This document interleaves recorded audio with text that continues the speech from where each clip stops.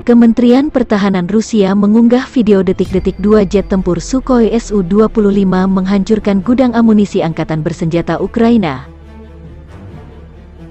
Setelah misi sukses, sepasang jet penghancur ini kembali ke markasnya menunggu instruksi target berikutnya.